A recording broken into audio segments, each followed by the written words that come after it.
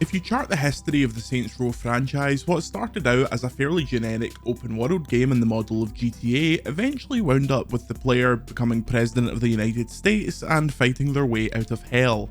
While the original incarnation of the franchise lasted less than a decade, it managed to evolve to such levels of lunacy that an attempt to make a Saints Row 5 feels like it would be impossible, short of Johnny Gat fist-fighting God.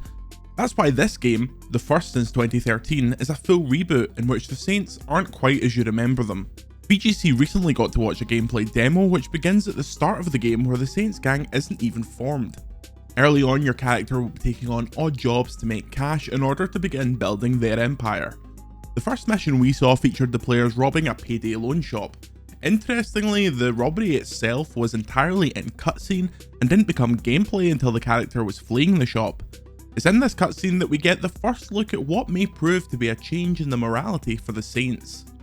In the old games, it was pretty much anything goes.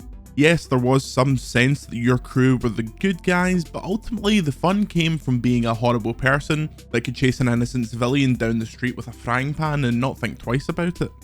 In the robbery cutscene, the Saints allow a civilian to leave, saying that they don't rob the innocent.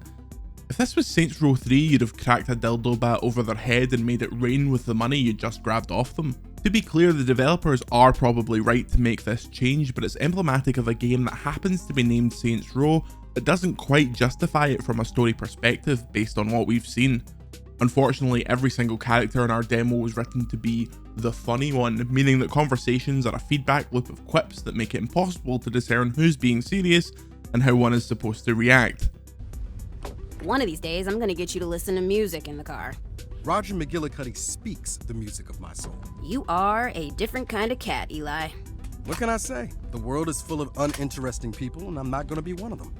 You got one of those for me? You really want one after last time? I am not the first person to accidentally shoot a friend by dropping a loaded... Yeah, okay, I don't need a gun.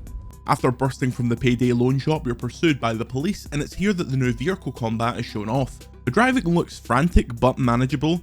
There's a new Burnout-esque sideswipe which allows players to send their pursuers off into guardrails, off bridges and into oncoming traffic. Cars, which have always been a big focus of the series, seem to be getting the same attention in this reboot, as evidenced by the return of the ridiculous amount of customizable options the players have for their car. However, a lot of our concerns were soon assuaged when the demo introduced what is currently the frontrunner for the mechanic of the year. You can eject from your car, glide away in your wingsuit, and in order to regain altitude, you bounce off random pedestrians' heads. That's it really, that's all we needed to see. This is one of those mechanics that as soon as you see it, you feel like it's going to carry you through hours and hours of fun. It does throw up a few small issues, however. Firstly, despite the fact that the game is absolutely stuffed with customizable options for your car, depending on when you unlock this wingsuit, you're essentially going to be able to fly, so why would you ever drive? The older Saints Row games struggled with this, especially in 3 and 4.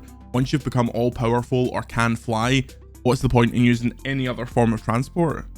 While it looks like a lot of fun, we hope that it's a mid to late game unlock, otherwise the cool cars and refined driving controls will be ignored while your character dives at random pedestrians over and over like a seagull trying to steal your chips.